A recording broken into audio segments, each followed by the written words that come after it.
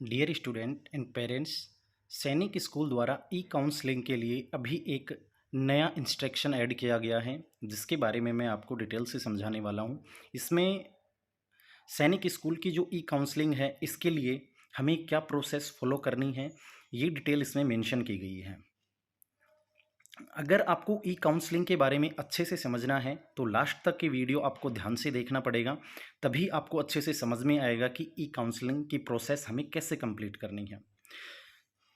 जैसा कि आपको ऊपर क्लियरली दिखाई दे रहा है, instruction for registration for admission into Sainik school, यानी कि सैनिक स्कूल में एडमिशन लेने के लिए जो इंस्ट्रक्शन है वो आपको नीचे दिए गए हैं, जिसमें हमारा फर्स्ट जो इंस्ट्रक्शन है, the process of admission into Sainik school has been made online for academic year 2023-24 through the online portal. यानी कि सैनिक स्कूल के जो एडमिशन है ये ऑनलाइन पोर्टल के माध्यम से ये किए जाएंगे।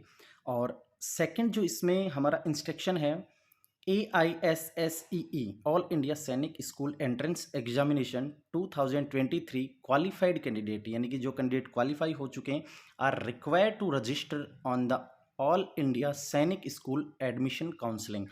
यानी कि जो स्टूडेंट क्वालिफाई हुए हैं उनको AISSAC 2023 के पोर्टल के ऊपर ई काउंसलिंग करवानी होगी।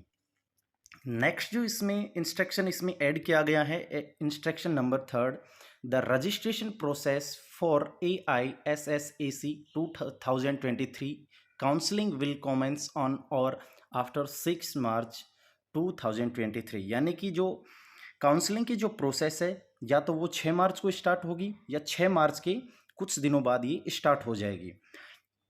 फोर्थ इसमें जो इंस्ट्रक्शन सैनिक स्कूल द्वारा ऐड किया गया है, for registration on AISSAC 2023 portal, AISSE 2023 application number is required, hence AISSE 2023 qualified candidate are advised to keep reference document ready before the start of AISSAC 2023।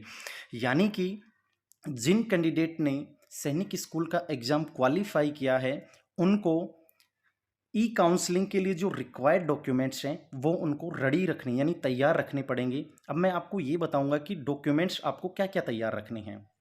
एक बार इस वीडियो को आप कंप्लीट कर लीजिए, उसके बाद मैं आपको डिटेल से बता दूंगा कि क्या क्या डॉक्यूमेंट आपको ई काउंसलिंग के लिए रखने पड़ेंगे। फिफ्थ हमारा जो इंस्ट्रक्शन है इसमें है, one time password will be send to the mobile number and email ID both registered during AISSE 2023 registration on the NTA portal. यानी कि आपने जब अपना एप्लीकेशन फॉर्म फिल किया है उस टाइम आपने जो मोबाइल नंबर और जो मेल आईडी रजिस्टर्ड की थी, उस मेल आईडी पर और उस मोबाइल नंबर पर आपके पास एक OTP भेजा जाएगा। सिक्स जो हमारा इंस्ट्रक्शन है वो, after entering OTP candidate have to set their password. यानी कि जो OTP आपके पास भेजा जाएगा, OTP कब भेजा जाएगा, जब आप AISSAC यानी कि all India Sainik school admission counselling की जो प्रोसेस जब आप स्टार्ट करेंगे उस टाइम आपके पास वन टाइम पासवर्ड आपके मोबाइल नंबर और मेल आईडी पर भेजा जाएगा। वो OTP आपको उसमें डालना है और आपको अपने नए पासवर्ड सेट करने हैं। पासवर्ड सेट करने के बाद में thereafter candidate need to sign in with their application number as their user ID. यानी कि आपको OTP डालने के बाद में आपका जो एप्लीकेशन नंबर है, यानी कि आपका जो रजिस्ट्रेशन नंबर है जो आपके एप्लीकेशन फॉर्म में आपको दिया जाएगा, वो आपको यूज़र आईडी के रूप में इस्तेमाल करना है। यानी कि आपकी जो यूज़र आईडी होगी वो आपका एप्लीकेशन नंबर आपकी यूज़र आईडी होगी, और पासवर्ड जो आपने वन टाइम पासवर्ड के बाद में जो आपने पासवर्ड सेट किया है वो आपका पासवर्ड होगा। And enter the password set bye them, यानी कि आपको पासवर्ड एंटर करना है जो आपने रजिस्टर्ड किया है।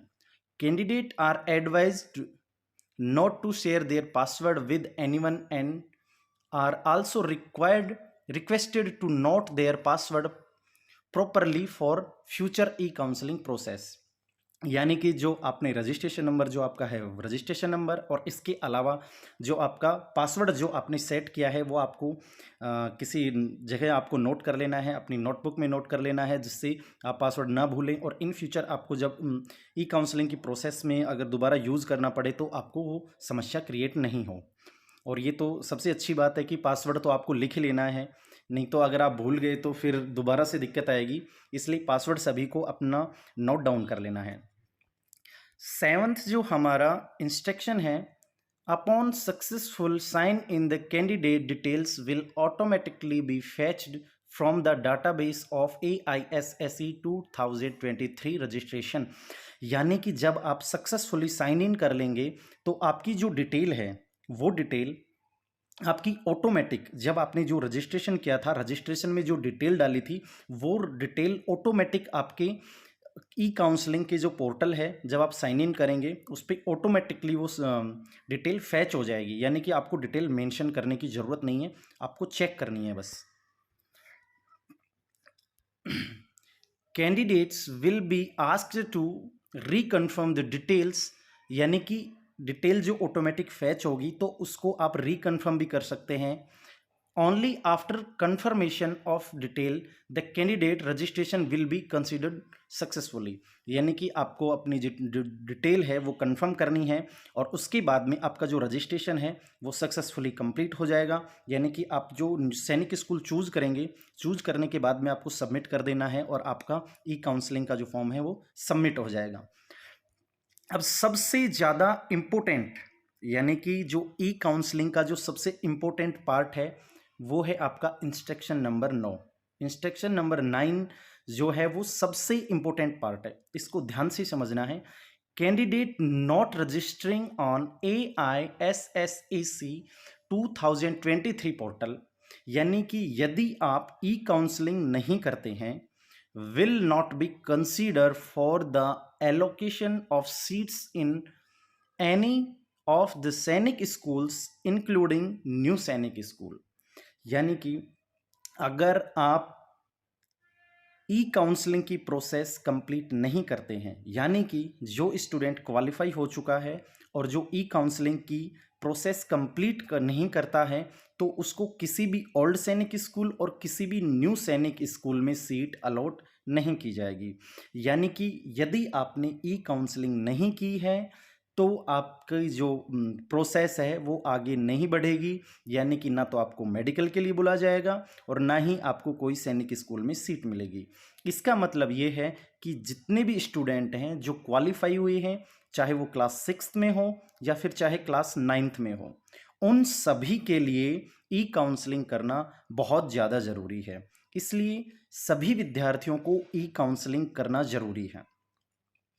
और जो विद्यार्थी बार बार मैसेज कर रहे थे उनको मैं दोबारा से बता देता हूं कि बेटा आपके लिए ई काउंसलिंग करना सबसे ज़्यादा ज़रूरी है। आप क्वालिफाई हो गए, चाहे आपने 280 मार्क्स सिक्योर किए हों, 292 मार्क्स सिक्योर किए हों, या चाहे आपने 9th क्लास में 288 किए हों, 388 सिक्योर किए हों, कितने भी आप या कितनी भी अच्छी रैंक से आप क्वालिफाई क्यों ना हुए हों, यदि आपने ई काउंसलिंग की प्रोसेस कंप्लीट नहीं की तो आपको किसी भी सैनिक स्कूल में कोई भी सीट अलॉट नहीं की जाएगी। इसलिए ई काउंसलिंग की प्रोसेस करना मैंडेटरी है, यानी कि अति आवश्यक है। आपको ई काउंसलिंग की प्रोसेस करनी ही करनी है। किसी भी कंडीशन में अगर आप ई काउंसलिंग की प्रोसेस करने से रह जाते हैं तो आपको किसी भी सैनिक स्कूल में सीट नहीं मिलेगी। आप अच्छे तरीके से समझ गए होंगे कि ई काउंसलिंग करना बहुत ज़्यादा ज़रूरी है। Next point number 10, detailed guidelines, instruction and schedule will be uploaded on AISSEC 2023 portal shortly. यानी कि इसमें यह बताया जा रहा है कि जब ई काउंसलिंग की प्रोसेस स्टार्ट होगी तो उसके लिए नोटिफिकेशन आएगा और नोटिफिकेशन में आपको इसके अलावा और भी जो डिटेल ज़रूरी हैं वो आपको उसमें मेंशन कर दी जाएंगी और उसको आपको ध्यान से पढ़ना है। सबसे नीचे इसमें रेड में नोट कर रखा है, kindly keep visiting AISSEC 2023 portal for the latest update on e counselling for time to time, from time to time.